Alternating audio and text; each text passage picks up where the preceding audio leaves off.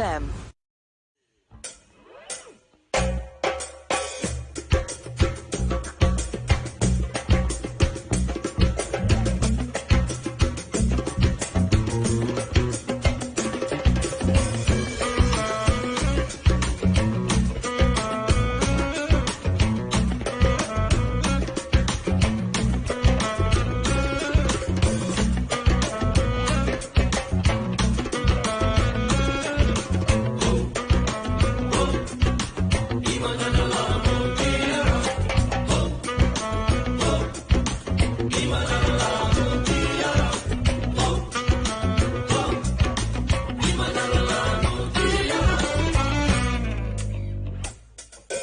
Iman adalah mutiara di dalam hati manusia yang meyakini Allah Maha Esa, Maha Kuasa.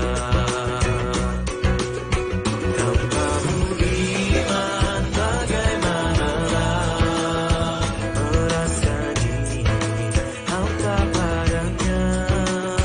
Tanpamu iman bagaimanalah menjadi hamba Allah yang bertakwa.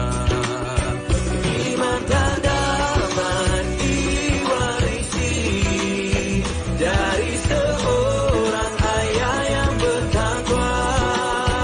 Ia tak dapat dijual beli. Ia tiada di tepian pantai. Walau apapun caranya jua engkau mendaki gunung yang tinggi. Engkau merentas lautan api, namun tak dapat jua dimiliki jika tidak kembali pada Allah.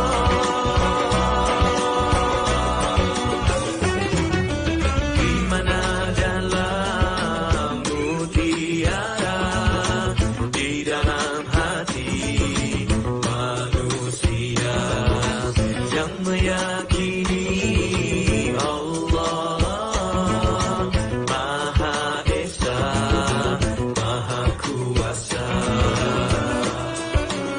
Tanpamu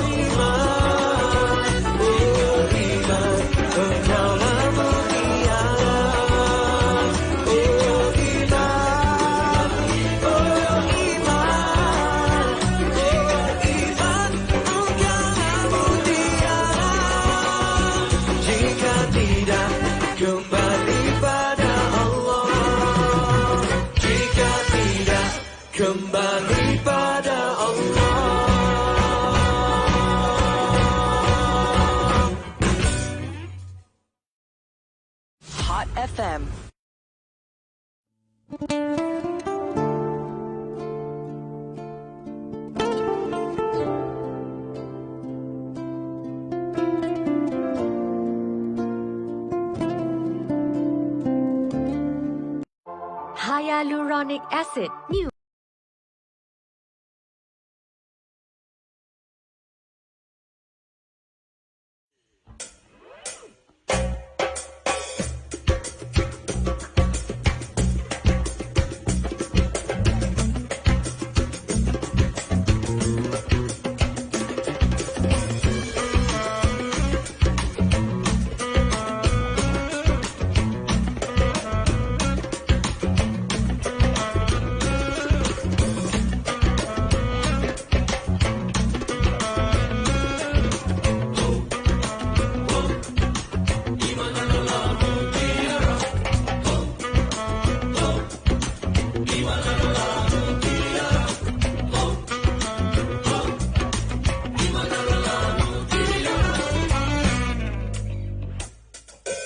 Iman adalah mutiara di dalam hati manusia yang meyakini Allah Maha Esa, Maha Kuasa.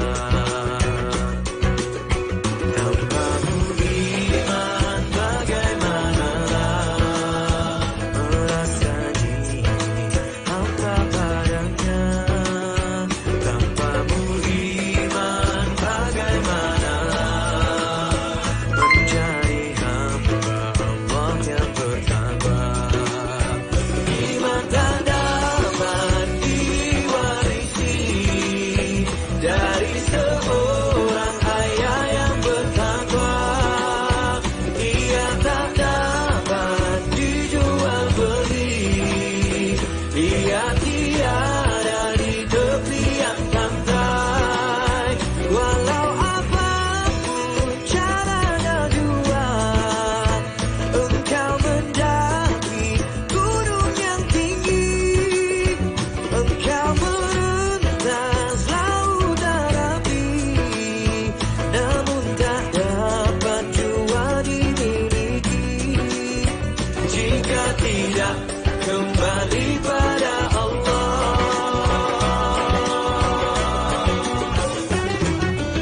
Iman adalah mutiara di dalam hati manusia yang meyakini Allah Maha Esa, Maha Kuasa.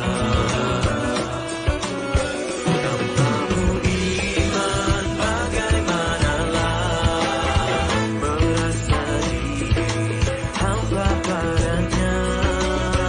Tanpamu iman bagaimanalah menjadi hamba Allah yang bertakwa.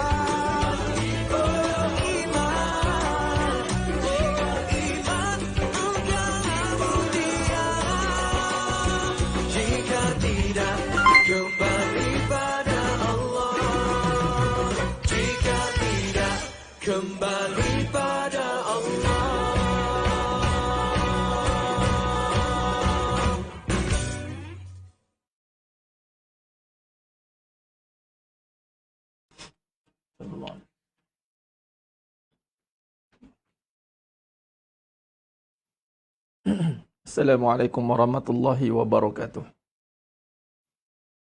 Bismillahirrahmanirrahim. Innal hamdalillah nahmaduhu wa nasta'inuhu wa nastaghfiruh. Wa na'udzu billahi min shururi anfusina wa min sayyiati a'malina.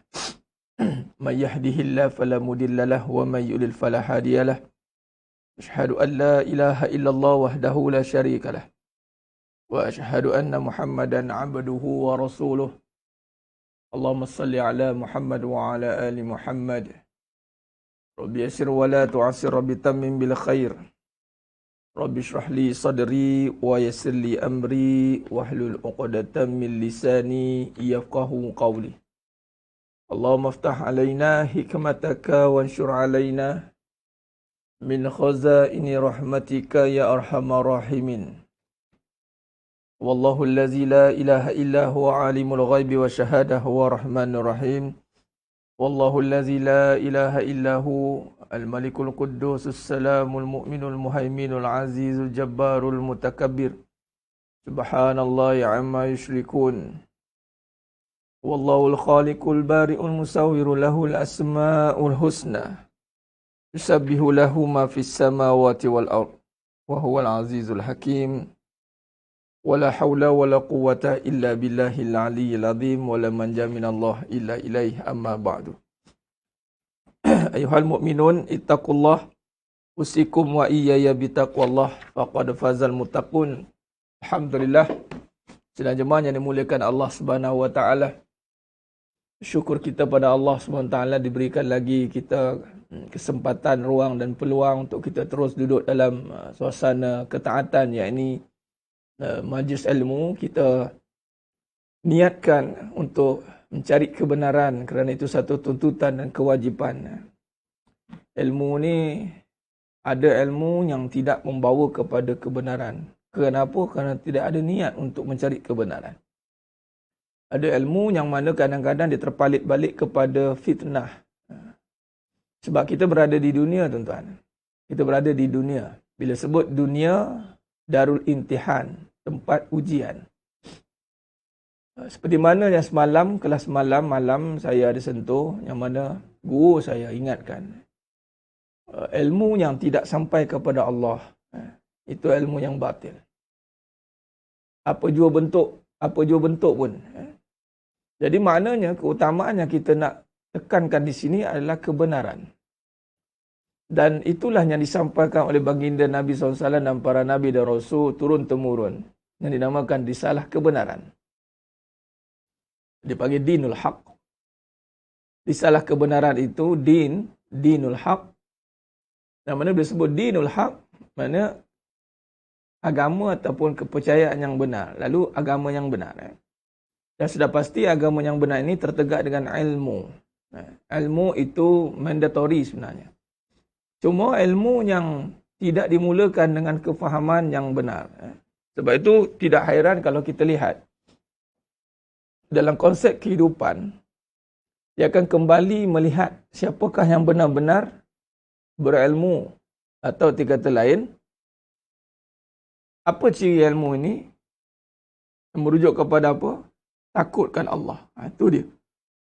Ilmu itu adalah sesungguhnya, adanya yang berilmu itu adalah yang takutkan kepada Allah. Takutkan. Ya.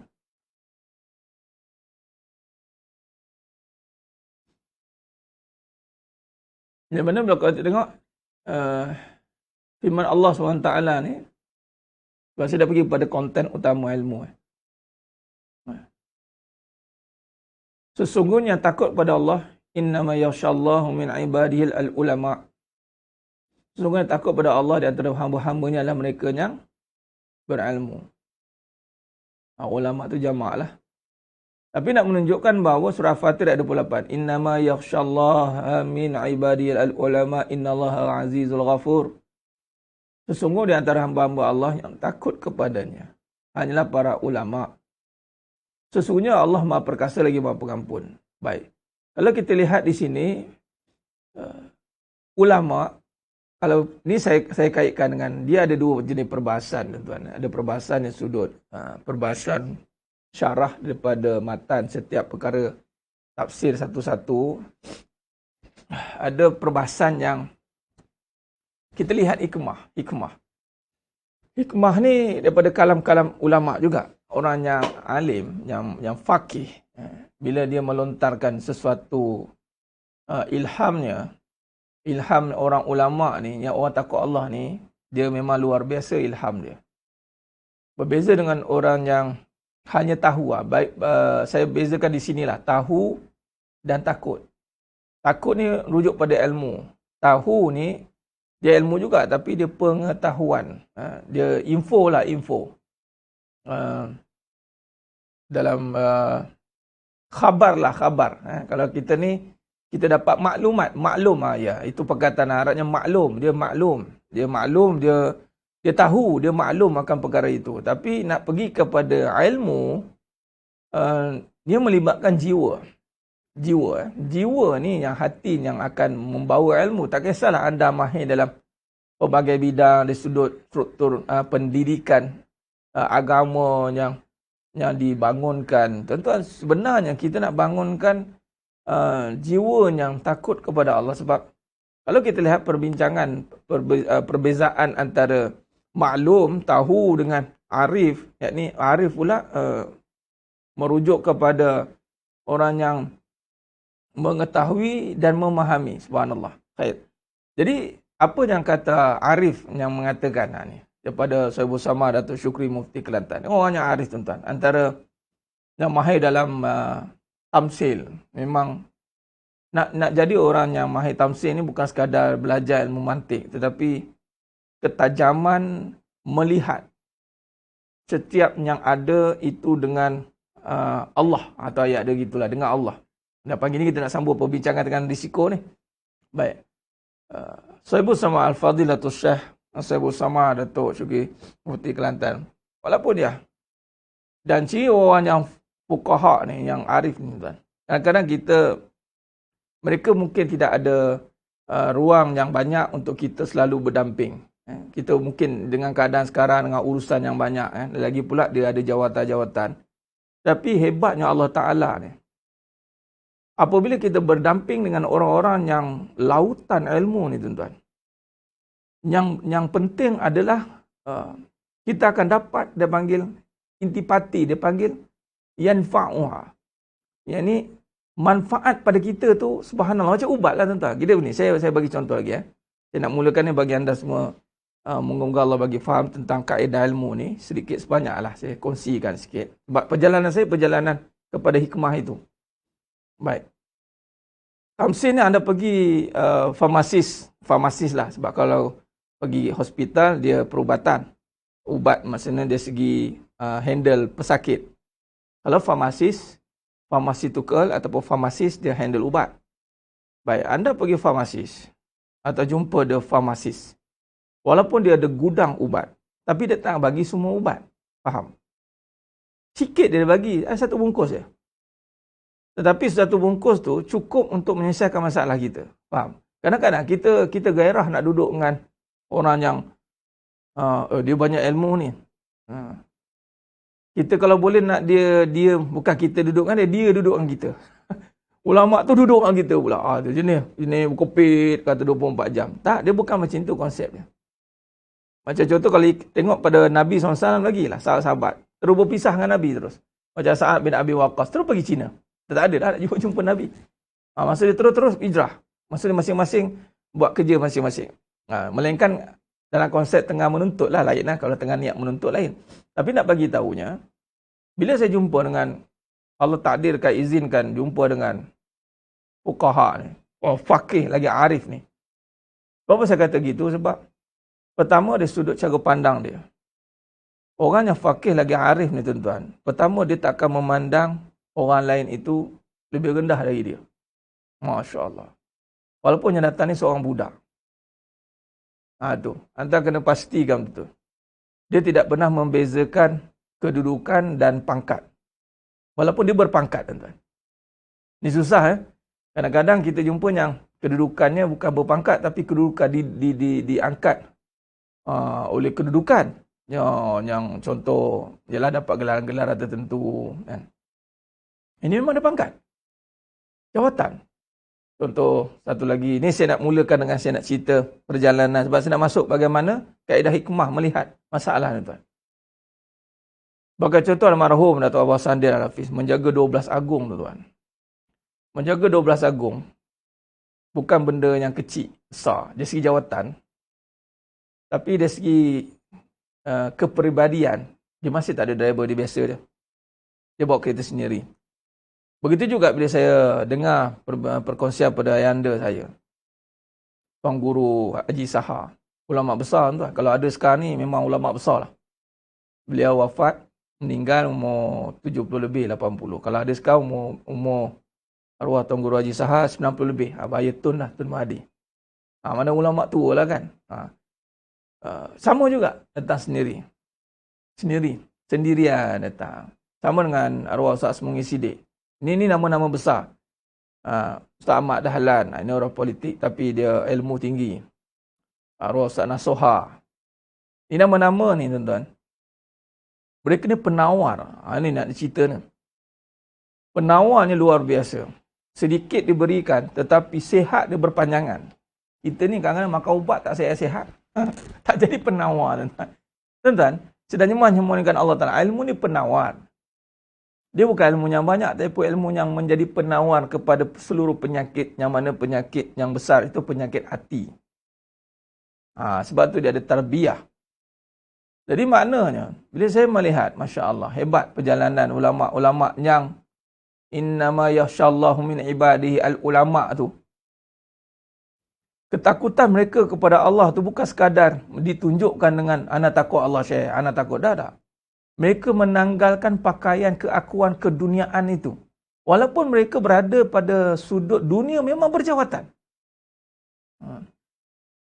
Dan tak popular pun. Kadang-kadang ada yang dia tunduk, dia tak pakai jawatan tapi popular pula. Tuan-tuan, dunia ni dia datang kat kita ni kiri kanan depan belakang. Kiri kanan depan belakang tak.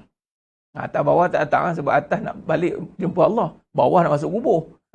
Atas bawah tak datang. Dia akan datang kiri kanan depan belakang. Kenapa atas bawah tak datang? Atas innalillah, bawah masuk kubur. Anda lari pada jawatan tapi lari masih popular. Masih orang cari, masih kita nak yalah. Nak dikenali. Ini perjalanan dalaman tuan-tuan. Perjalanan dalaman ni kalau jumpa guru macam ni rebutlah. Sebab ini namanya mutiara. Mutiara tak banyak. Tapi kalau dapat jumpa, ambillah sedikit. Ambillah faedah sedikit daripada ketakutan mereka itu kepada Allah SWT. Sebab untuk capai tahap takut kepada Allah, tuan-tuan, luar biasa perjalanan dia sebenar. Sebab itu kita diuji berkali-kali, diuji sehingga hilang ketakutan sebenarnya. Kenapa datang ujian berkali-kali ni, Ustaz? Sebab nak hilangkan takut kepada benda yang kamu diuji itulah. Sebab kamu ni lebih takut kepada benda daripada takut kepada Allah. Terutama takut dalam konteks pelaksanaan. Kalau takut dari segi syariat tu memang wajar. Contoh takut aksiden. Memanglah, itu wajar. Takut penyakit, itu wajar. Contoh takut COVID, itu wajar. Sebab itu syariat. Sebab dia penyakit, nampak kan? Cuma jenis penyakit tak nampak. Tapi penyakit itu nampak. Orang sakit melupuh-melupuh, lantar. Itu normal orang takut. Tapi jadi masalahnya, pengurusan takut itu tak sampai. Kan? Lebih kepada nampak takut makhluk. Sebab apa? Lebih kepada persiapan benda. Dia tak ada persiapan hati. Contoh, kita nak ada duit tapi tak nak cerita bab berkat. Mana anda takut tak ada duit je lah, bukan takut Allah. Kalau takut Allah, anda akan bincang bab berkat lebih daripada bincang bab duit. Sebab anda akan tahu bahawa yang memegang duit itu adalah keberkatan. Sama juga dengan kesihatan. Anda takut sakit, tapi anda tak taat ketika sihat. Nah, ini satu benda yang pincang dalam kehidupan. Pincanglah. Baik, jadi Allah uji berkali berapa, tengoklah tahap kuali macam mana. Kalau tahap kuali jenis tebal keraknya, sekarang baru nak jumpa diri, sebelum ni tak sedar diri. Sebelum ni tak sedar diri, sekarang baru kena panggil penampar siam. Baru sedar itu pun terkebil-kebil. Faham? Jadi kerak dia, ya Rabbi, dah lah kerak satu, nak kena ketuk lagi kerak tu pula, nak kena sental pula lagi. Lepas dah kena sental, nak kena rebus pula. Ada pula dah sengit-bengit, dah pecah-pecah, nak kena tampal pula, kena ada kimpalan, kena macam-macam lah tuan-tuan. Sebab tu kena berkali-kali. Sebab tu orang tanya, Ustaz, orang baru nak belajar agama yang ni, biarlah dulu dia okey-okey sikit, biar santai-santai. Kan nanti kan berkerak lah macam kamu. Dibiarkan. Kan? Patut awal-awal lagi dah kena buat protection. Sapu, sado dia, cegah dia, the prevention ni, protection. Itu semua kerja-kerja yang strict. Apatah lagi barang mahal. Menjaga, itu kan kerja-kerja yang tegas. Itu bukan kerja main-main nak menjaga ni. Kan? Jadi maknanya, ujian-ujian yang berlaku itu adalah untuk menghilangkan ketakutan selain Allah. Anda dah biasa ujian tak ada duit. Lain sekali biasa tak ada duit. Ustaz. Memang sepatutnya anda dah biasa dari awal sebelum diuji tak ada duit. Tapi sebab nampak ada, kala innal insana la yatgha. Saya dah terbiasa lah Ustaz. Saya ni workaholic Ustaz. Saya dah terbiasa lah Ustaz. Saya tak boleh, kau tangan ni tak berang duit ni kita gatal. Habis miang-miang tangan ni. Jadi saya kena pegang. Kau dah biasa sangat nak pegang ada. Lagi dia ujilah tak ada. Sampailah surrender. Allahu Akbar. Ni. Kata almarhum Datuk Abbas Sandin Al-Hafiz. Ni, apa makna ni? Allah. Dia separas dengan ni. Ni apa? Saya ambil dalam perubatan pergerakan solat. Belajar bilhal. Tengok. Praktikal terus. Almarhum dapat macam ni. Dia kan macam ni, ada macam ni pula. Ada macam ni pun ada. Nak letak tu adalah kat sini dengan kat sini, tapi angkat tu. Ada yang macam ni pula. Ada siku kawan sebelah. Jangan buat pasal. Macam ni. Dia separas dengan bahu dan tangan ni. Dia akan separas dengan telinga macam tu. Ini simbolik. Dipanggil hikmahnya, anda tak ada pegang apa-apa pun. Surrender. Lalu, tidak cukup dengan itu, maka kita berpaut dengan menahan nafsu ni. Kenapa letak kat sini?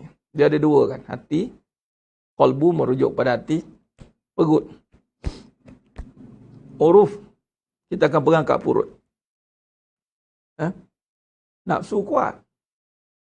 Tu pegang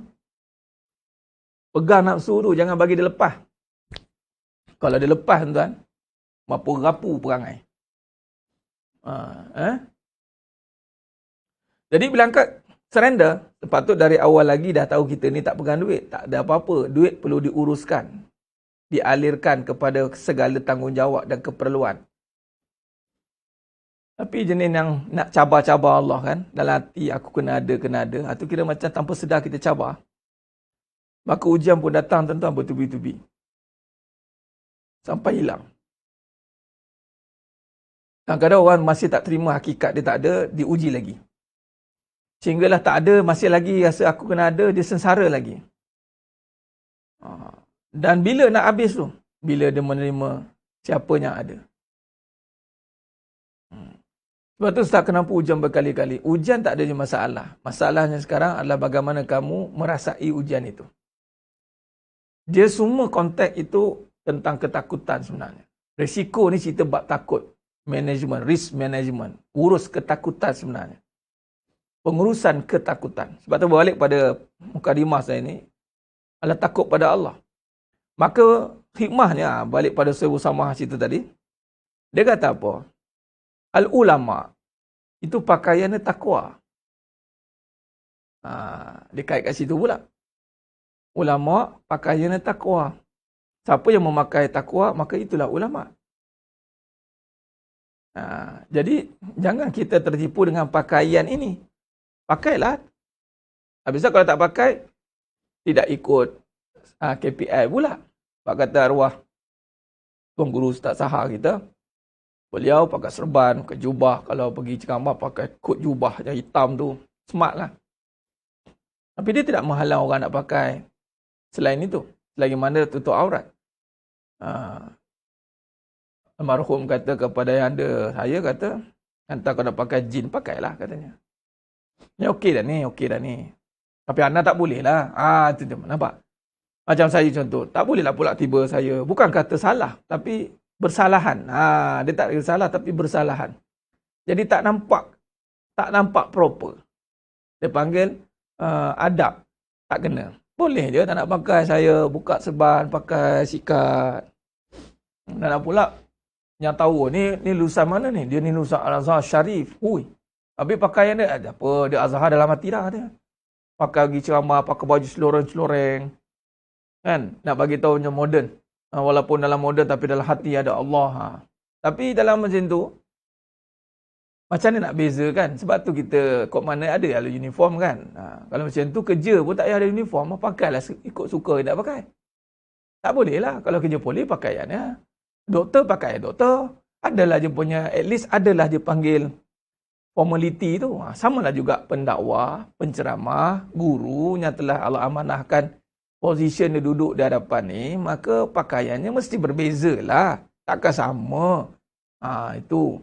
Tak kisahlah nak pakai apa bentuk pun, kot pakai songkok ke, ataupun pakai serban ke, ataupun pakai ridak ke. At least ada salah satu simbol itu ada. Bukan terus open. Kan t-shirt, okey, pakai sikat-sikat biasa. Assalamualaikum tuan-tuan, saya nak cerita buat ni. Walaupun dia ada ilmu itu, dia lulusan sekian-sekian universiti, tapi menjadi satu kecanggungan, canggung, dia panggil janggal kalau kita begitu. Tetapi tidaklah menjadikan satu kemestian, begitu. Kena faham. Sebab itu akhir zaman ni, Allah uji kadang-kadang berpakaian begini, tetapi perwatakannya berbeza. Sepatutnya kena selarilah permakaian dan perwatakan itu kena selari. Kalau Allah takdirkan saya berpemakaian berserban, berkopiah, kemudian bajunya nampak imej membawa kepada, walaupun ini bukan imej agama, tapi ini imej sunnah bagi Nabi SAW, tapi dia mau merujuk juga kepada agama. Dia kena jagalah pemakaian dan perwatakan itu kena selari. Apa yang disampaikan di sini adalah bagaimana kita nak melihat pemakaian sebenar ulama itu adalah takwa. Adalah takwa. Ini dijawab sendiri oleh Syekh Somah tadi, Datuk Syukri. Ulama tak ada pakaian, kod pakaian. Function ada, protokol ada, tapi function dari segi sudut pakaian umum itulah takwa. Takwa. Jadi takwa itulah yang menentukan seseorang itu kedudukan takut dengan Allah.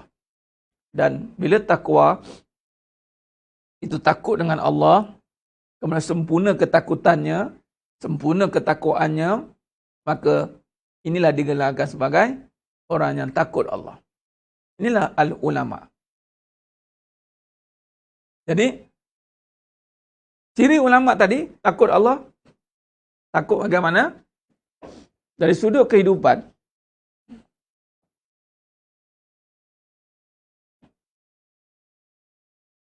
Dia, kalau kita lihat perbahasan takut ini, saya nak susunkan perjalanan dia sekejap ya. Dia begini. Dari surah Fatir ayat 28. Okey.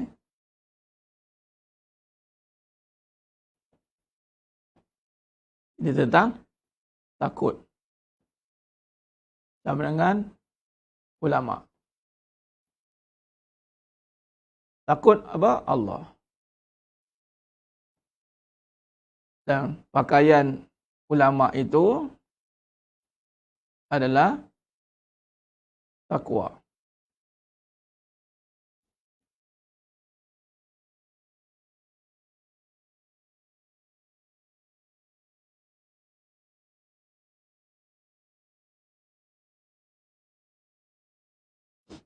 Okay.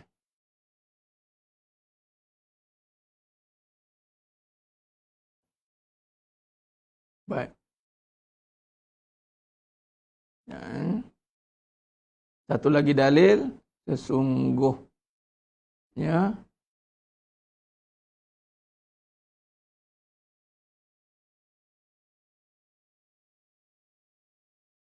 Okey. Ini satu poin penting juga ni. Inna awliya Allah. Ala innal awliya Allah. Sekejap, kita tengok ayat. Surah Yunus ayat 63.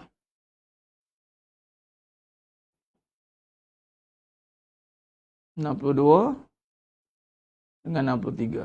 Ayat dia, sekejap Allahumma salli.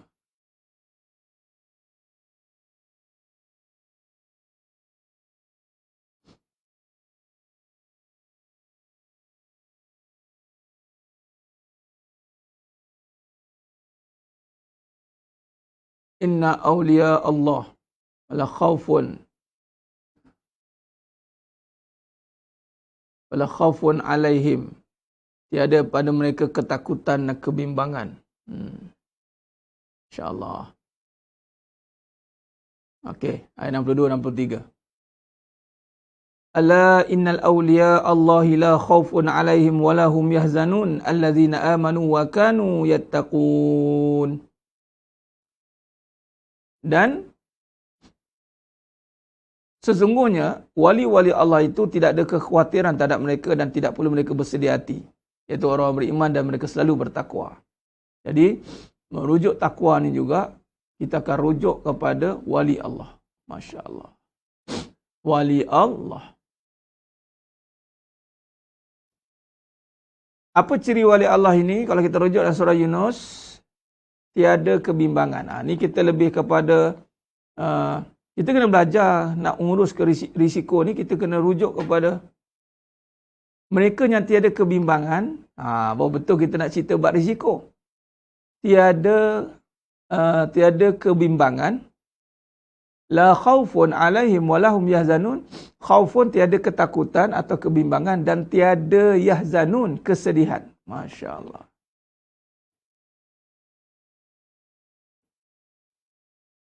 Tiada, dan mereka tidak perlu bersedih. Bersedih, tiada kesedihan hati. Rujuk di sini hati. Baik.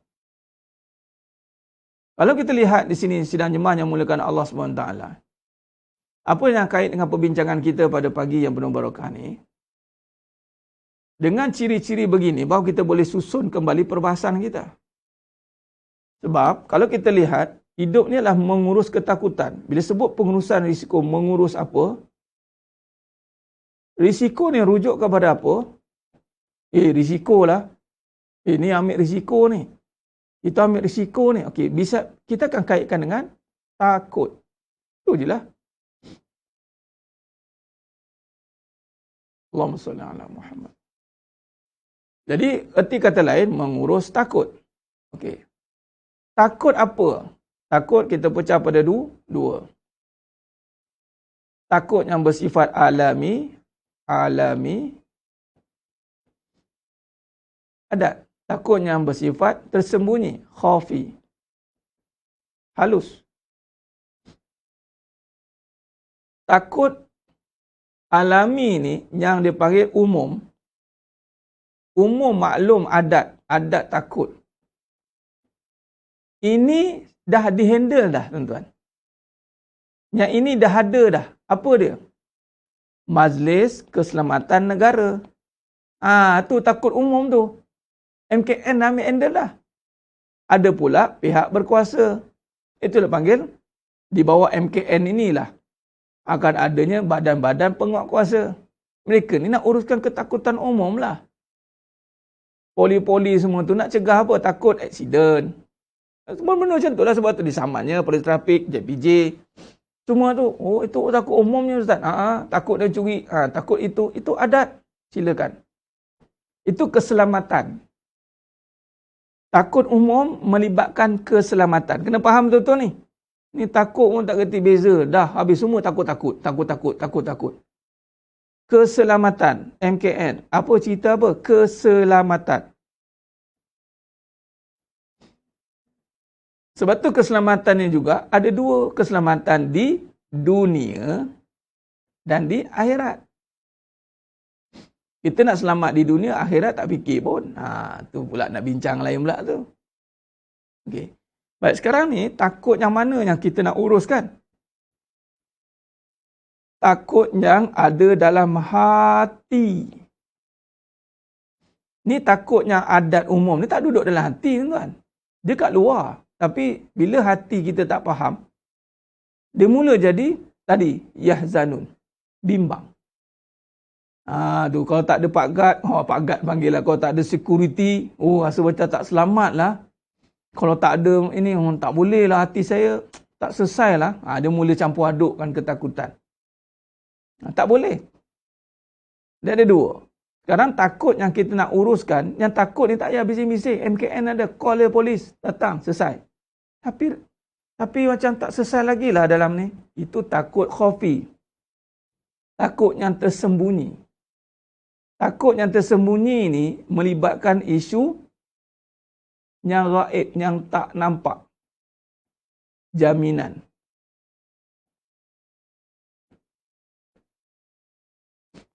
Untuk lebih tepat lagi, apa yang kita akan diuji? Takut yang tak nampak ini. Takut apa? Maka rujuk Al-Baqarah ayat 155.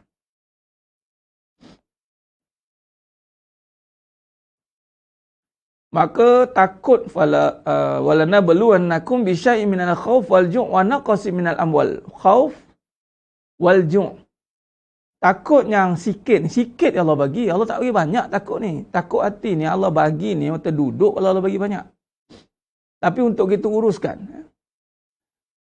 Yang mana ju', takut lapar. Ni dia sudut kehidupan. Tengok Allah buat kan. Allah tunjukkan terjemahan dia kat mana nanti kamu akan timbul ketakutan itu. Takut lapar ni ada agensi ke yang uruskan lapar ni? Tak ada. Restoran tak uruskan lapar, dia restoran uruskan makanan dia. Dia tak ada agensi macam keselamatan ada. Kalau pencuri kena takut kena rompak, kena takut kena ni, semua ada agensi keselamatan jalan raya, agensi yang terlibat. Ya, kita memperkasakan penjagaan daripada dia akan keluar lah. Melibatkan semualah ketenteraan, TUDM lah apa semua. Itu keselamatan. Tapi lapar tak ada agensi menguruskan kelaparan. Tak ada. Ustaz NGO semua tu, itu badan. Itu menguruskan makan. Lapar tak? Allah kata lapar. Jom. Lapar. Wa naqsin minal amwal. Kurang harta. Harta kurang. Itu simbol Kamu kau takut kat benda-benda ni sekali. Ni dia panggil trigger. Ataupun pencetus ketakutan yang tersembunyi. Wa naqsin minal amwali wal anfus. Takut mati. Ni datang penyakit. Wa karahiyatul maut. Benci kematian. Wa naqsin minal amwali wal anfusi was samarat. Takut tiada masa depan. Ni soal jaminan. Ni tanaman-tanaman ni. Tanaman. Ini kalau dinisbahkan takut tak ada saving. Ataupun yang lebih tepat saving tu mungkin orang kata, "Abang Ustaz kan saya ni nak saving sebab saya nak bayar. Ada benda saya nak bayar." Okey. Yang lebih tepat takut hilang punca pendapatan. Hilang punca. Aduh. Wa naqsin minal amwali wal anfusi was samarat. Dan penutup kepada ujian ni wabasyiris sabirin. Orang yang sabar akan gembira. Bukannya orang yang ada kalau lapar makan lah Ustaz. Bila makan nanti dia gembira lah. Lalu nyanyilah lagu. Gendang gendut tali kecapi, kenyang perut senang hati. Ada orang lebih makan, orang yang lapar pula kadang-kadang gembira sebab berpuasa. Orang yang lebih makan perangai huru-hara. Kerah hati dia. Asyik makan. Makan pula jenis. Itu termasuklah bayar hutang masuk harta sekali. Macam tu. Jangan. Ada siapa-siapa yang jenis macam tu, buang penyakit tu. Jangan nak rasa excited sangat dengan makanan. Ada. Di saat orang lain langsung tak ada nak, sedapnya. Dia, tak boleh ni. Nak makan ni. Tu nak syahratul ta'am tu. Syahratul ta'am, dia bukannya banyak makan tau. Syahratul ta'am, dia sangat menjiwai makanan. Dia kalau makan tu kalau macam buat video-video makan-makan, macam ni makan. Sedapnya. Sedapnya. Patut makan biasa je. Tengok, Nabi makan masam pun tak tunjuk ekspresi kalau makan sedap. Nabi makanan buah 5 masam pun makan biasa. Kalau sedap, biasa jugalah. Ini, sedapnya. Sedapnya. Dengar, siapa yang suka macam tu, tengok perangai. Perangai yang pertama, mulut tak boleh nak jaga. Tengok kadang-kadang, dia nak sound dia. Dia mulut laser ni. Minta maaf cakap. Tak percaya tengoklah. Sebab tu kebanyakan hanya involve dalam bab makan ni. Kalau tak betul-betul jaga iman, bukan tak boleh involve bab makan. Tapi dia jenis yang hidup dia makan. Makan pula jenis yang excited. Sedapnya. Kau nampak? Ini.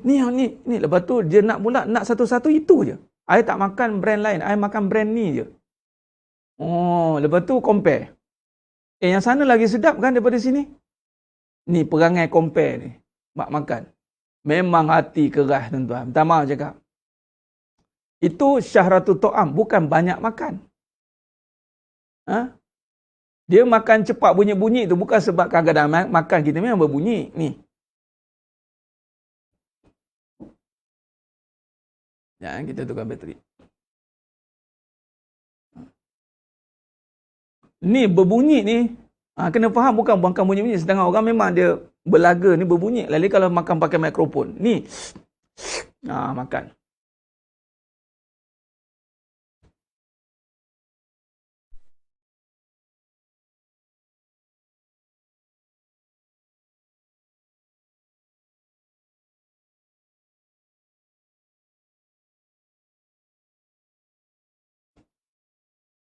Berbunyi tu. Berbunyi-bunyi makan. Sedap. Buat. Itu sebenarnya makan bunyi-bunyi. Lepas tu pula jenis viewing makan tu, tunjuk makan beria-ria. Orang dulu-dulu mana ada nak tunjuk-tunjuk kita, tak ada medium kan. Lepas tu perangai dulu ni lebih terpelihara daripada sekarang. Baik. Itu pedas. Ni saya cerita ni beria makan ni seronok benar ni kenapa? Ya betul. Itu adab makan lah. Yang saya cerita ni bukan tekunya makan elok lah. Itu nak saya cerita ni. Anda kena faham saya tengah cerita. Ada orang je nampak benda yang dia suka tu. Liuk, kecoh. Itu dia ni. Buang perangai ni. Itu syahratul ta'am. Kaedah makan tu adab. Itu kita sendiri tengok makan pun teruk muka. Makan buka-buka mulut gitu. Nak ceritanya. Saya nak cerita lebih spesifik ni. Spesifiknya. Ada orang anggap bila dia seronok bab makan tu tak ada apa-apa masalah. Dia macam excited. Bestnya. Dia ada jenis-jenis makanan yang dia akan buat dia tunjukkan. Dia memang akan, kalau sedap dia cakap, sedapnya. Kalau tak sedap, apa ni? Masin ni? Apa ni? Dia komen. Dia kaki komplain makan. Hati-hati. Ni saya nak bagi tu syahratul ta'am. Syahratul ta'am itu bukannya banyak makan semata-mata. Memang dia itu adab-adab. Memang kita makan tak berbunyi dah betul dah, tapi isteri kita berbunyi pula. Sedapnya bang. Sedapnya bang. Berbunyi itu. Sebenarnya nak mengajar pantang berbunyi itu supaya jangan berbunyi tentang makanan. Cuma ada sebab. Kalau jenis bunyi-bunyi makan, cuba tengok jenis makan, jenis suka komplain makan. Cuba makan diam-diam. Supaya nak ajar supaya jangan tunjukkan ekspresi. Tu jangan kita makan, sepatutnya kita rasa syukur, bukan berperasaan. Rasa syukur makan tu dalam diam makan. Makan tutup mulut tak bunyi tu memang. Jangan kata kita makan diam je. Kenapa diam? Kenapa makan kena diam? Malah kalau makan ingat Allah, terdiam, syukur. Tu diam tu. Tapi biasanya kalau diam lepas tu bunyi juga, tak dapat makna lah apa maksud diam. Dia makan apa maksud diam. Kalau masih lagi ada dalam hati tu, oi sedapnya makan ni, sedapnya. Jadi kena faham. Tegur lah. Sedap makanan ni. Memang boleh. Tegur. Sedap makanan ni. Tapi sebenarnya bukan kita puji makanan. Sebab tu dalam setiap kita puji, kita puji nikmat. Kita puji nikmat. Ni makanan. Sebenarnya kita puji sedap. Bukan bini tau. Kadang-kadang bini kalau suka sangat dipuji laki. Laki pula kembang. Laki apa, perempuan, suami isteri, kalau tak dipuji, rasa lemah. Laki pula, suami kalau tak dipuji, rasa macam tak kena puji juga ni. Kita beli jiwa. Ada. Belajar apa itu hakikat. Sebenarnya kita puji nikmat pada makanan. Sebenarnya kita puji Allah. Sebab tu sebut Alhamdulillah. Sedap kamu masak. Alhamdulillah. Bukan sedap pun masak, pandai si abang ni. Macam ni lah. Tahu tak apa. Tengoklah. Sebab tu abang tak cari lain kan. Udah-udahlah penyakit-penyakit sangkaan tu. Kita puji nikmat Allah pada makanan. Bukan puji isteri. Puji ni pada Allah sebenarnya. Terima kasih je. Terima kasih awak masakkan saya. Sedap masaknya. Allah bagi sedap. Bukan kamu masak sedap. Ingat jangan nak perasan pula. Jangan ingat pula, ini makanan favourite abang kan? Tak ada. Favourite abang, itu nikmat Allah. Maknanya nikmat, itu semua abang suka. Nanti sekarang, bila suami puji yang lain sedap, dah isteri terasa. Puji makanan orang lain sedap. Mentang-mentang lah, mula. Tak kerti. Ibu saya makan keropok pun tak bunyi. Tu saya cakap bunyi ni anda kena faham. Bukan bunyi itu bunyi perbuatan. Kalau dah makan tu kerap-kerap tu memang berbunyi lah keropok tau. Makan macam mana? Kena faham konsep. Saya tengah cerita konsep ni. Kan? Kadang-kadang makan macam tapi dalam hati sedapnya teringin lah. Nak teringin nak. Lalu mak-mak perasan dia masak sedap-sedap. Memanglah. Kalau suami tak ngajar untuk jangan perasan. Macam mana? Malah itulah penguat hati suami isteri. Yang pandai masak konon-konon dia lebih suka. Dia sayang lebih sebab pandai masak. Kena tipu dengan makanan je lah. Suami kena tipu dengan makanan. Isteri kena tipu dengan makanan juga. Dua-dua kena tipu. Lepas tu bergaduh. Nampak? Bergaduh. Masak sedap pun bergaduh juga. Makanan sedap tapi bergaduh kuat. Macam mana? Kumpul nikmat tau. Kumpul nikmat. Makan sedap-sedap tapi bergaduh boleh tahan juga. Nampak? Patut dah makan sedap, jangan gaduh. Ni makan sedap, bergaduh pun sedap. Sedap bergaduh Ustaz. Tengok. Malah dia katakan kalau tak gaduh, tak sayang lah Ustaz. Patut kalau dah Allah bagi makan sedap, malu nak bergaduh. Malu. Sebab sedap daripada Allah. Tapi sebab rupanya dia makan tak nampak Allah. Dia nampak isteri.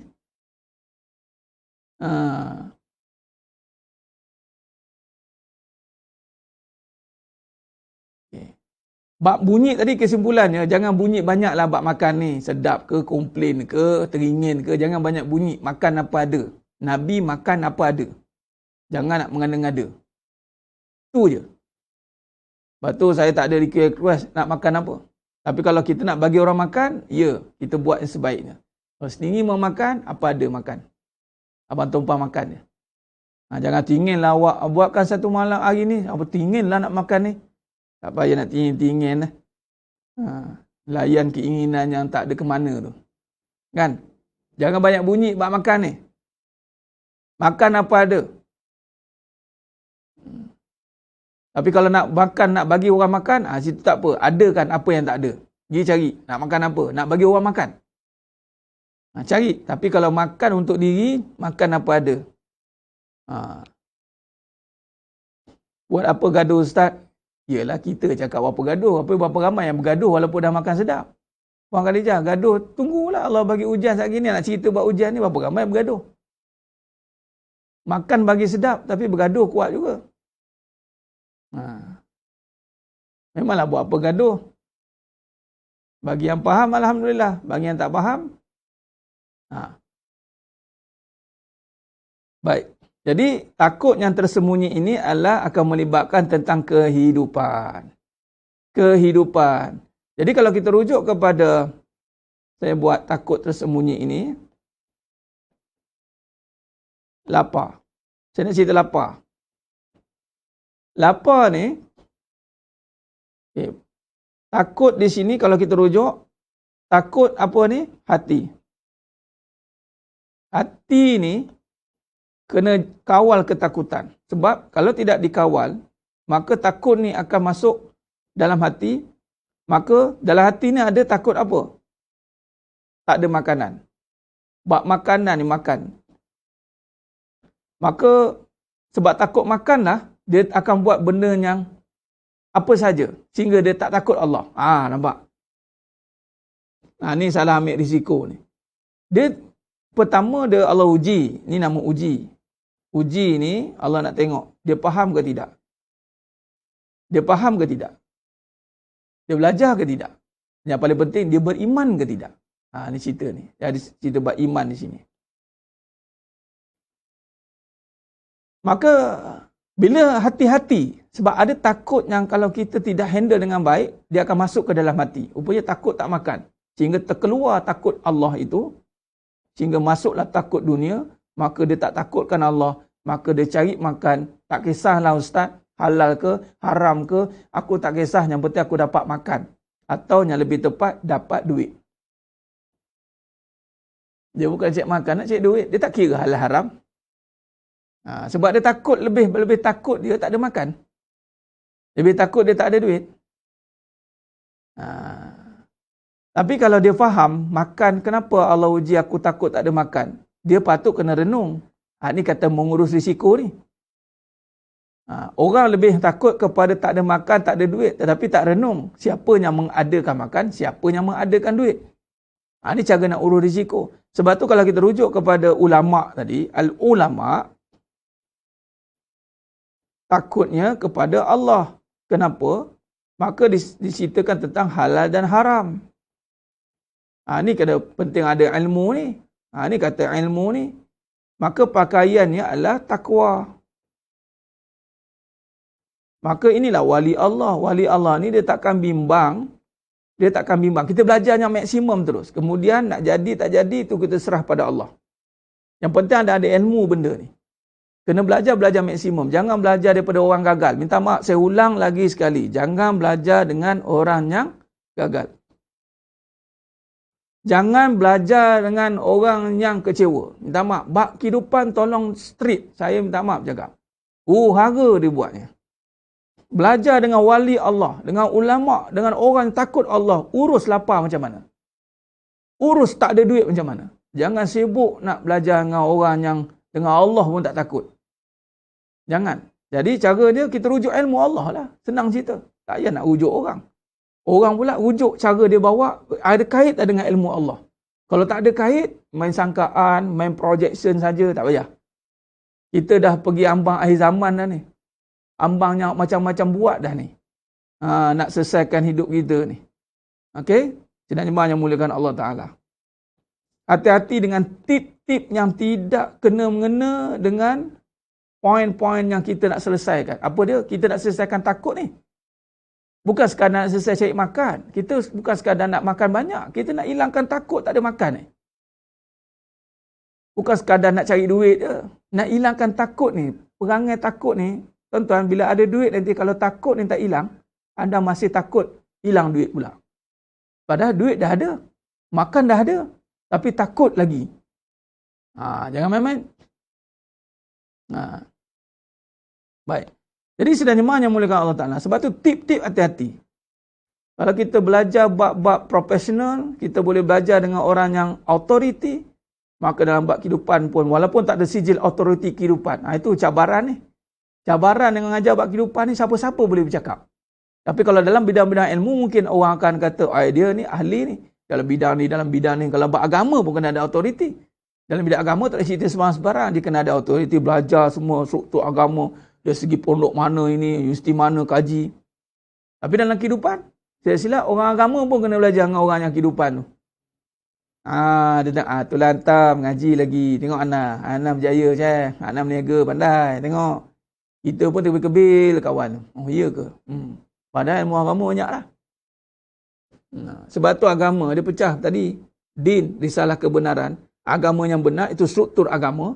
Tauhid, akidah, syariat dan fikihnya. Akhlak, syariat, akidah. Kemudian kehidupan, dia pecah kepada akhlak. Perbincangan tentang men. Kita tak nak kehidupan ni dibincang dengan cara yang batil. Silap ibu yang kita tanya, awaknya hidup macam mana? Nak mengajar saya ni. Awak hidup dengan apa? Macam mana awak bina kehidupan? Tanya macam tu tuan-tuan. Sebelum nak mengajar. Straight Ustaz. Memanglah straight. Salah mengajar, jadi pahaman tuan-tuan. Jadi pahaman yang salah, ganggu ibadat. Solat terganggu, doa terganggu, semua terganggu. Sebab apa? Pahaman celaru. Diajar oleh orang yang kecewa. Orang yang kecewa sebab cerai lagi, kemudian fed up, kemudian bangkit, ngajar orang. Saya dah pengalaman cerai ni, saya pakar benar dalam bab kahwin ni. Yang ngajar dengan dia, ngajar bab duit. Saya diuji dengan miskin, susah cari duit. Saya dah biasa tak ada duit ni. Jadi saya tahu macam nak cari duit. Tanpa tahu, tanya, apa kaedah anda cari duit? Saya dah terbiasa lapar dulu, saya susah. Saya memang makan, kai pagi makan pagi, kai petang makan petang. Jadi saya tahu sekarang macam mana nak hidup senang. Macam mana? Nampak? Sebab itu jangan terpengaruh dengan orang banyak duit, banyak harta, banyak itu. Kemudian asal dia banyak duit, cerita. Tak ada. Walaupun orang tu tak ada duit, mengajar. Walaupun orang itu nampak biasa dia mengajar tentang duit, dengar. Sebab mungkin dia tak ada, mungkin sebab dia tak ada duit, memang dia tak nak ada. Ni orang wali Allah kan. Datang. Kita ni jenis kemaruk lagi, jenis yang mata duitan lagi. Yang mengajar biarkan tak ada intention duit, baru boleh mengajar. Ini dia mengajar pun kan. Dia pun dah pernah gagal dulu mengajar seorang ada duit, lalu sekali bayar dia. Nampak? Awak nak senang. Ni kos untuk senang, ini. Kawan tu tengah susah. Jangan main-main. Allahumma salli ala Muhammad wa ala ali Muhammad. Hati-hati. Sebab itu dalam istilah fas'alu ahla zikri in kuntum ta'lamun. Kita jangan pisahkan bab tu. Contoh anda anak-anak contohlah. Belajar bidang agama. Tiba-tiba mari bab dunia, anda kena tanya ahli dalam dunia. Tuan-tuan, orang yang ahli dalam dunia adalah orang yang ahli dalam agama. Kerana dia tahu selok-belok dunia. Jangan ingat orang yang ahli tentang dunia, dia tak perlu ahli dalam bidang agama. Ini satu mentaliti kena betulkan.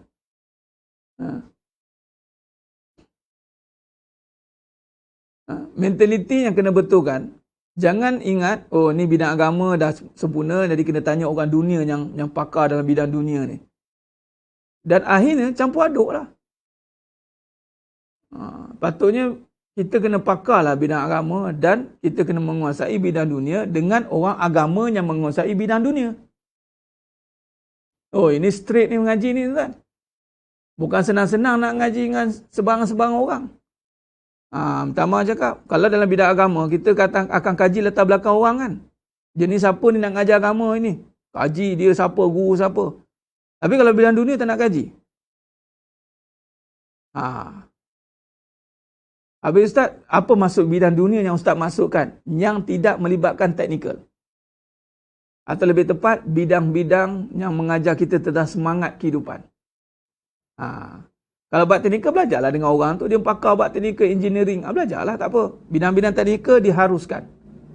Silakan. Belajar teknologi. ambil teknologi daripada mereka. Tak jadi masalah. Yang saya cerita ni, yang mengajar macam mana nak ada harta, macam nak berjaya dalam kehidupan, nak ada duit banyak, macam mana lepas duit banyak nanti kita boleh tolong orang. Oh, kita pun kita kena tahu berniaga macam mana. Dia bukan mengajar teknikal berniaga, dia mengajar teknikal kehidupan tau. Kalau perhati tengok tip-tip yang dikeluarkan. Tentang minda lah, tentang semangat lah. Last sekali cerita bab beri semangat kat orang. Sepatutnya ajarlah bab teknikal. Awak jenis pandai apa? Packaging. Ada packaging je lah. Tak payah masuk dalam bab lain. Anda ajar kuih. Ajar bab kuih lah. Tapi dalam mengajar tu kita tengok dia ni. Dia jenis hukum hakam macam mana? Pun kena ambil tahu. Sebab orang ajar bab kuih. Contoh buat kuih. Dengan suami, dia agama, dia kehidupan, dia huru-hara. Maka kalau saya melihat, dia mahir bidang dunia. Patutnya Allah bagi kemahiran dunia. Dia kena bersyukur dengan Allah. Tu teknik dia. Ini yang berlaku pada Korun. Allah bagi kemahiran bancuh emas melalui Nabi Musa AS. Patutnya orang-orang yang ekspertis, yang mahir ni, dialah orang yang takut Allah. Patutnya. Sebab kemahiran itu tidak ada pada orang lain. Sebab itu, sebab kadang-kadang juga saya pakar dalam bidang ni. Kalau anda pakar dalam bidang tu, anda kena sujud dengan Allah lebih dahsyat pada orang lain. Sebab orang lain tak ada bidang tu. Anda ada bidang tu. Sebab tu sahabat-sahabat, yang pakar-pakar dalam bidang keilmuan dunia, mereka ini adalah orang yang takut dengan Allah. Sebab dia ada kelebihan ilmu tu. Orang lain tak ada. Contoh, siapa? Kalau kita lihat pada para Nabi dan Rasul. Dia panggil mukjizat. Nabi Daud AS. Mukjizat lentur besi. Tak ada pada orang lain. Tengok, kimpalan besi ni tuan-tuan. Nabi Daud AS. Bukannya engineering. Nampak? Bukannya revolusi besi. Ada kan zaman revolusi besi tu. Tak. Anda tengok, kepakaran setiap orang, itu kalau kita lihat, Allah bagi dekat orang Islam. Dan orang yang pakar, contoh pakar bidang masak, pakar bidang ini, pakar bidang tu, sepatutnya dia punya perwatakan, pemakaian, percakapan melambangkan orang yang takut Allah. Saya ni kelebihan bercakap, saya ni kelebihan jual barang. Nampak?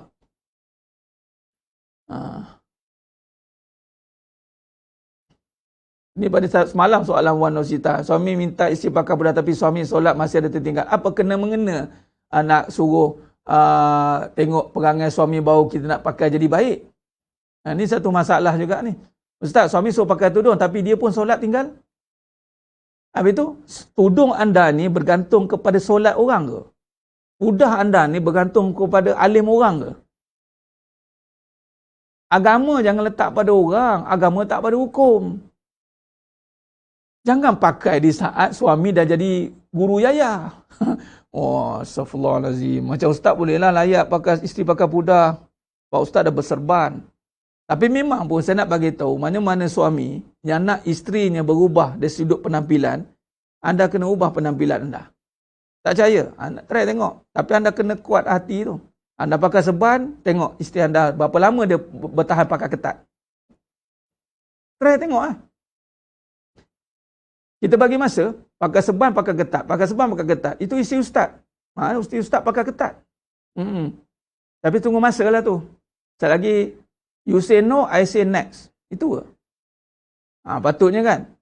Tapi biasanya, kalau perempuan pakai tudung labuh semua, dia memelihara maruah dia. Buat apa nak kaitkan dengan suami? Itu aurat anda. Guru Yahya tu apa ustaz? Ni guru agung lah ni, guru Yahya. Dulu kan ada ajaran sesat tu guru Yahya. Dan kena macam ni, bau isteri pun datang, astagfirullahalazim. Ini isteri kepada siapa ni? Ini isteri kepada guru ni. Buat kerana Allah lah. Itu aurat. Nak pakai ni kan sunat. Tutup muka. Kalau suami suruh.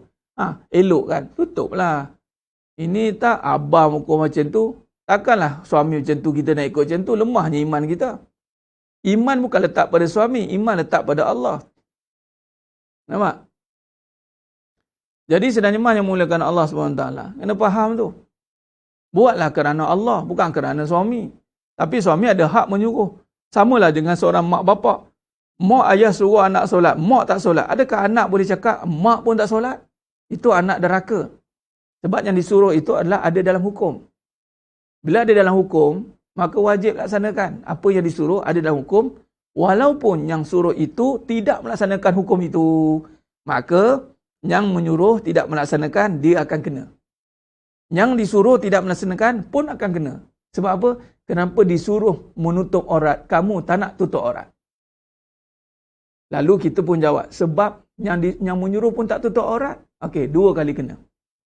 Pertama, kamu melanggar suruhan aku. Yang kedua, kamu melihat suruhan itu pada makhluk, bukan pada aku. Jangan 2 cas. 2 cas, tuan-tuan. Jangan buat main. Jadi sedang jemaah yang mulakan Allah SWT. Jadi maknanya kena ingat begitu. Dan juga, bila kata di sudut isteri dah berpakaian cantik, dah elok tutup aurat, ingat, isteri yang benar-benar mahal ini pula, dia tidak akan jadi orang yang ke depan mengatasi kira overshadow suami. Cuba isteri, saya nasihatkan. Isteri begini, bagi logik mudah je. Kalau kita nak bagi tahu kita ni sebab kita ada ilmu yang kita kena ke depan, saya nak tanya, siapakah yang lebih berilmu daripada ummahatul mukminin? Yang bagi tahu. Kalau katalah isteri itu ke depan sebab ilmu, ni nak kaitkan tadi. Bila dah semua dah okey, maksudnya suami dah tak payah suruh dah. Dah, iman ini meletakkan kedudukan isteri itu di sisi Allah. Iman di sisi Allah. Jadi isteri yang duduk di sisi Allah, iman, dia akan jadi orang yang sangat mahal. Al-haya, dia tak akan jadi duduk di khalayak. Dia sangat-sangat menjaga. Dia penting baru dia ke depan. Itu pun disuruh oleh suami. Awak ke depan ni ada isu ni sikit ni. Awak ada kemahiran tu. Awak je ada kemahiran tu. Jadi ke depan. Itu pun cepat-cepat ke belakang balik. Sebab kamu ni di sisi Allah. Di sisi Allah, wanita ni sangat mahal. Bukan senang-senang jangan public property. Wanita ini adalah private property untuk isteri suami dia dan untuk Allah. Sebab tu dia boleh disuruh oleh suami apa saja yang disuruh oleh Allah. Sebab tu dia punya link dia sama. Nampak? Jadi isteri sebagai Nabi SAW sepatutnya yang paling banyak ilmu. Kenapa tidak ke depan? Tak semua isteri Nabi ini meriwayat hadis. Hanya Aisyah radhiyallahu anha. Dan kenapa Aisyah radhiyallahu anha sepanjang hayat Nabi SAW tidak ke depan? Saya sangat jaga benda-benda begitu. Kena ingat tu. Ikutkan isi-isi Nabi lah paling banyak ke depan. Itu maknanya wanita tu kedudukan di sisi Allah. Bila di sisi Allah tu mahal. Bukan jadi public property, senang akses, banyak kawan lelaki, banyak hidup berpecah dua dengan suami dan peminat, follower, berpecah dua dengan itu, berpecah 3, berpecah 4, lepas tu suami kena mengalah, suami pula kena bangga, isteri itu jenis sangat diperlukan, suami bangga pula, isteri itu sangat diperlukan oleh negara, nusa dan bangsa. Tapi bila suami perlukan dia, berfikir-fikir pula, Allahu Akbar. Jangan tertipulah dengan fitnah-fitnah dunia macam tu. Kalau perlukan, berbalik kepada kemahiran. Ustaz, dia ada kemahiran, Ustaz. Orang yang kemahiran ni lah orang yang paling takut dengan Allah. Orang yang ada kemahiran, expertise, sepatutnya dia yang paling takut dengan Allah. Sebab kemahiran ini adalah satu anugerah. Kemahiran itu satu anugerah.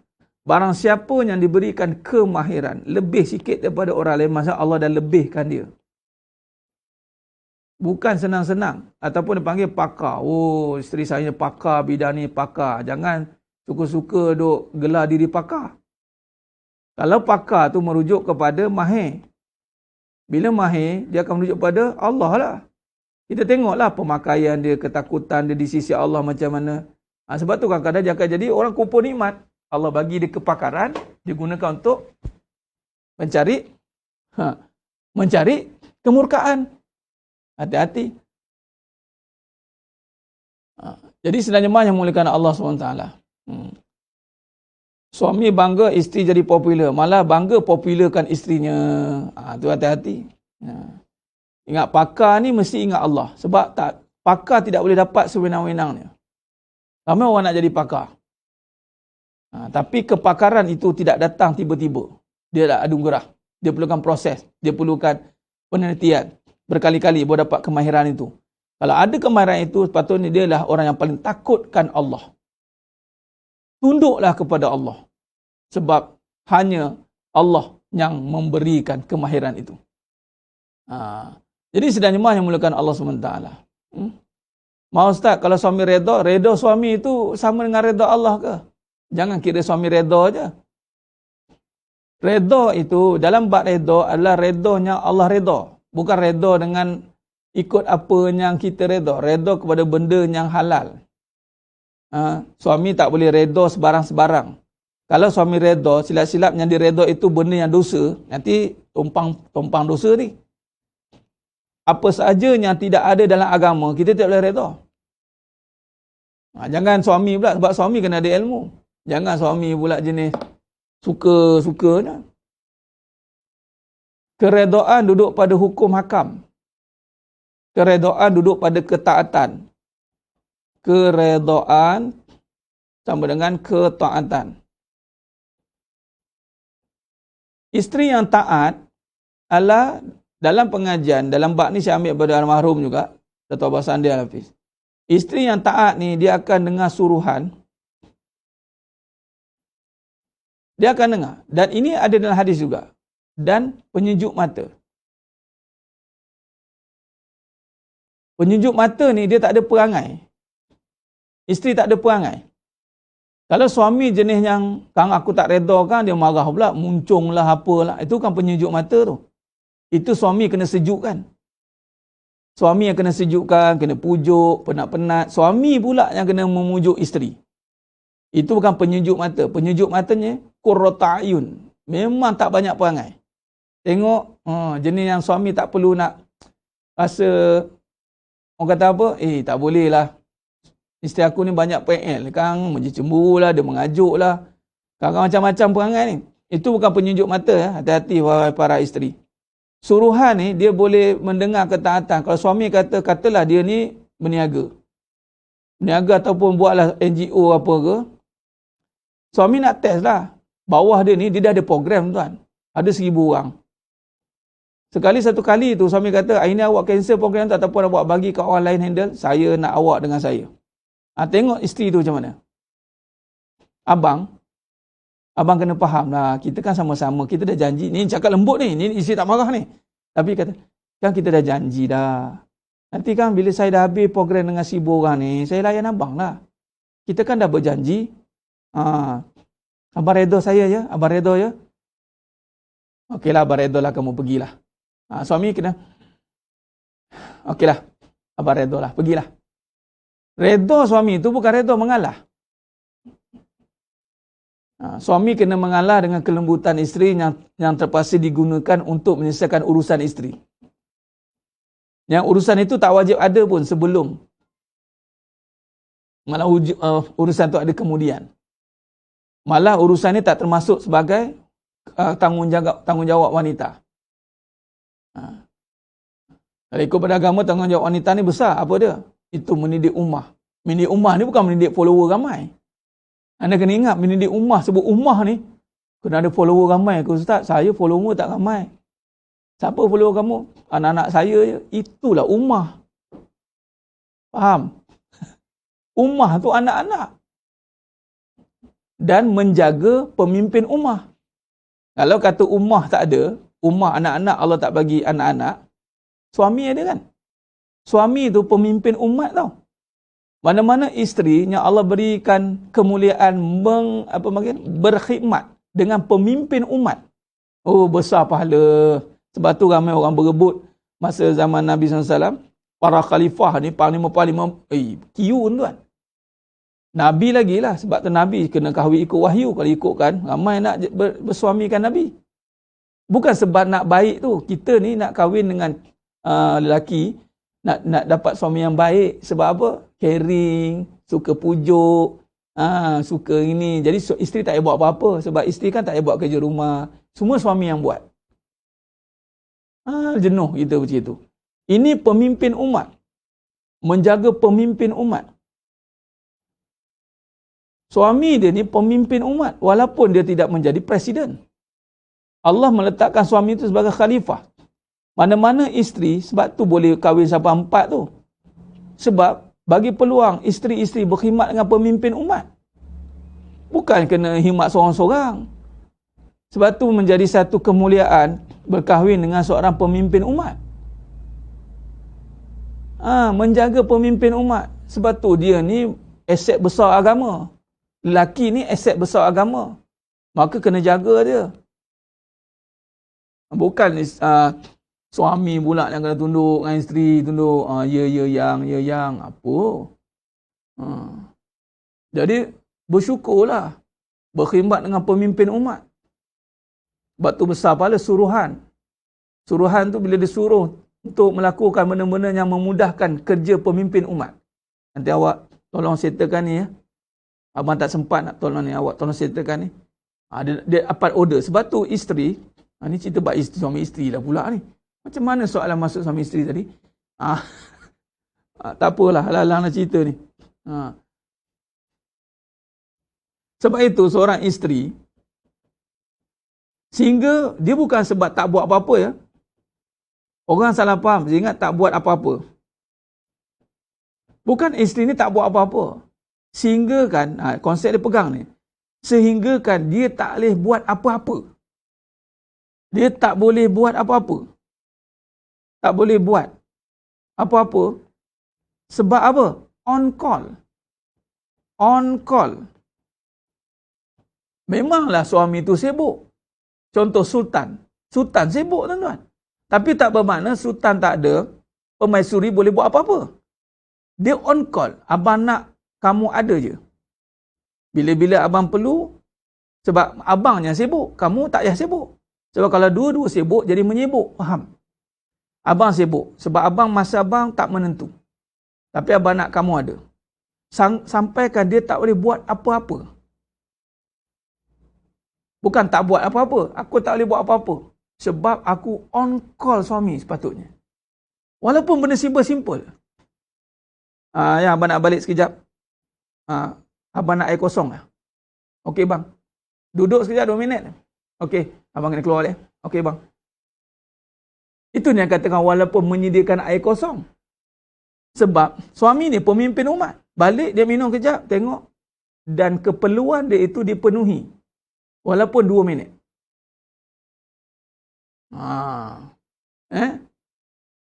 Jadi sedang nyemahnya mulakan Allah SWT.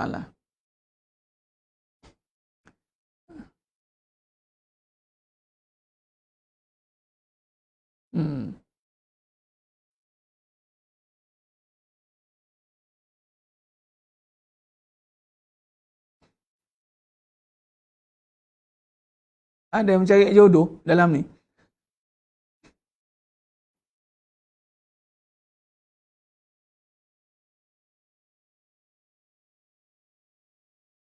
Ustaz boleh tak temukan untuk orang yang mencari jodoh dalam sekolah Ustaz ni ramai pengikut. Tu niat tak betul tu. Betulkan niat balik. Jodoh tak perlu dicari secara total. Jodoh minta dengan Allah. Tu je. Cari ni, anda ada duduk ni, cari ni bukan anda kena tercari-cari ya. Cari, jangan salah faham tercari-cari. Ada orang tercari-cari. Cari ni maksudnya apa? Siapkan ciri anda itu dan cari isteri ciri itu. Bukan cari next. Boleh tahan juga muka ni. Next. Next. Itu tercari-cari. Ustaz, saya nak yang suami ciri macam ni. Kalau kamu nak cari isteri, bermaksud sediakan ciri itu pada diri kamu.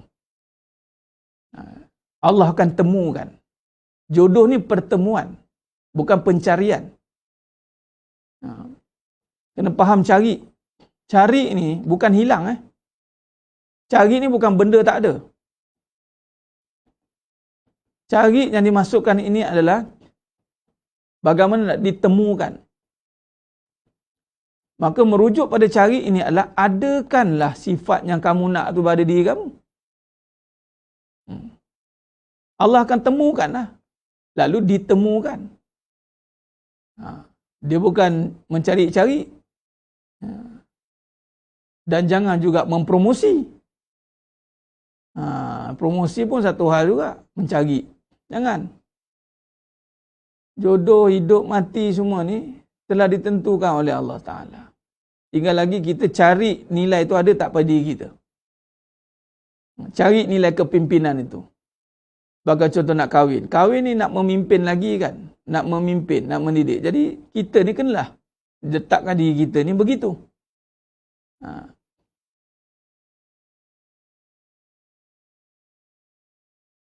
Ni tidak. Ni ustaz ni senang kahwin lagi ni. Ustaz ada senang betul ustaz cari. Kalau senang kamu carilah. Tengok. Tu tercari-cari tu. Tercari-cari. Sama dengan cari rezeki. Okey. Cari rezeki ni. Sambung. Dah. Habis dah. Alas. Sebut tadi bab risiko tadi, lapar tadi. Kita masih dalam topik tak lari topik pun insya-Allah. Lapar ni isunya adalah rezeki.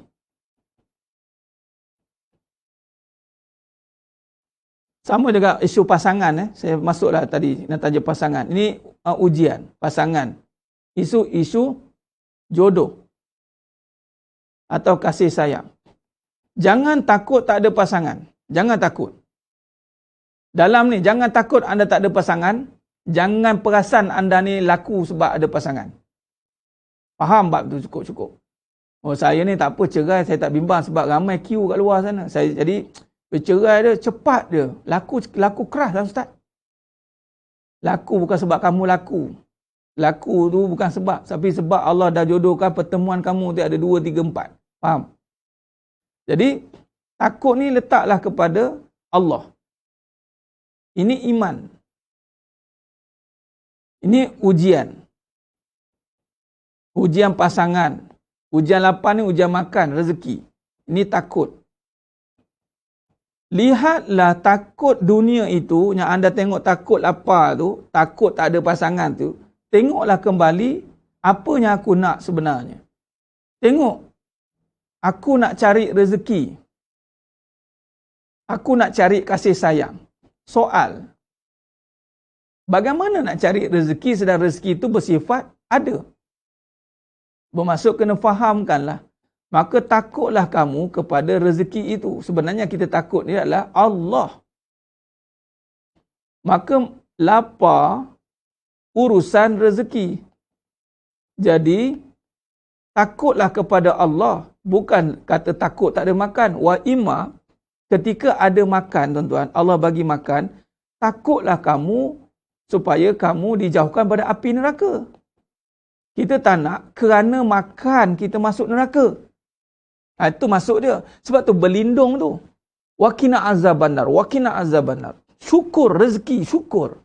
Takut kita, ni rezeki Allah. Jangan pandang mudah, jangan pandang remeh. Pertama takut lapar, takut tak ada makan ni, ngaji. Sebab memang bermula kita tak ada. Tak ada makan, tak ada pasangan, tak ada orang nak. Bila tak ada, kena mengaji. Mengaji. Aku nak cari rezeki. Rezeki ni nak cari makan ke cari rezeki? Cari makan ke cari rezeki? Cari rezeki. Bila sebut cari rezeki, cari siapa? Nah, cari Allah. Carilah keberkatan dia. Jaga yang halal. Jauhi yang haram. Apa yang benda yang paling haram yang Allah tak suka? Syirik kepada Allah. La tusyrik billah. Maka yang kita nak cari itu rezeki. Takkanlah sampai kesudah kita sebut cari makan. Takkan tak belajar-belajar lagi. Kita nak cari rezeki. Cari rezeki ni cari yang halal. Bila cari yang halal, bicara soal pahala. Bicara soal pahala. Maka binalah pahala. Bukan bina kerja. Kalau anda bekerja tapi yang haram, anda takkan dapat rezeki tuan-tuan. Cari yang halal. Bila cari yang halal, bicara soal pahala. Jadi buatlah pahala. Anda duduk mengaji ni, itu dia jamin rezeki. Sebab anda sedang cari pahala. Sebab tu orang kata, oh siang cari rezeki. Malam tak cari rezeki ke, Haji? Saya cakap dalam kuliah. Maknanya bukan cari rezeki lah, cari duit. Siang cari duit, malam tidur. Dah tu, kalau cari rezeki, malam pun kena datanglah masjid dengan kuliah. Cari rezeki juga. Cari rezeki tu cari pahala. Orang rumah, suri rumah yang tak kerja. Anda ingat anda tak ada kerja ke? Pahala lah tu. Orang yang pergi bekerja, orang perempuan yang ada kerja, buat dosa pakai tak tutup aurat, duk perhatian laki sana sini, buat dosa, tak guna juga. Itu kan cari harta, itu cari bala. Sama dengan orang perempuan. Point dia sekarang cari pahala. Itulah nama cari rezeki. Sama juga cari suami. Nak cari jodoh ke nak cari pahala ni? Tu geram. Saya nak cari suami, Ustaz, nak cari pasangan hidup. Bila dah bagi suami, masuk neraka pula. Awak dah ada suami, kenapa ke neraka perginya? Sebab tak nak cari pahala. Niat bukan nak cari pahala, nak cari suami supaya boleh selfie. Selfie, lepas tu post. Aku ada suami. Tak cukup dengan tu, suami aku romantik. Tak cukup dengan tu, suami aku suka ke sana sini. Tak cukup dengan tu, suami aku rajin. Tak cukup dengan tu, suami aku buat kerja rumah. Suami aku buat semua benda. Lepas tu orang tanya, kamu buat apa? Aku ambil gambar suami aku. Selfie. Ambil gambar. Tu je kerja kamu. Untunglah dapat suami macam tu. Tahulah, itulah. Kita dah dalam bab jodoh ni kan. Kita kena, lepas tu bagi nasihat pula tu. Allah Akbar. Dah lah tu. Cari pahala. Jadi sebelum nak bersuami, berpahala dulu. Jangan nanti dah bersuami bawa bala. Jenis tak beramal, jenis malas, jenis nak disuruh melawan. Lepas tu saya nak suami yang warak. Kalau boleh suami yang ialah berciri pemimpin, tahajud tak tinggal. Kalau boleh suami yang saya takutlah dapat suami-suami yang jahat ni. Yang kamu tu buat pahala tidak? Sama juga dengan cari isteri. Cari isteri, kamu kena berpahala. Sebab kita cari isteri tu sebab kita nak menanamkan ladang pahala. Kita nak buat pahala. Sebab tu suami ladang pahala bagi isteri, jangan di ladang dosa pula. Apa dia? Memastikan suami tidak menduakan dia. Lalu suami kena akur dengan arahan isteri itu. Lalu kalau isteri itu mensyirikkan Allah pun tak apa. Nampak? Jadi yang mana belum berpasangan, jangan takut tak ada pasangan. Takutlah tak ada pahala. Yang mana tak ada anak, jangan takut tak ada anak. Takutlah tak ada pahala. Jadi jangan hilang fokus.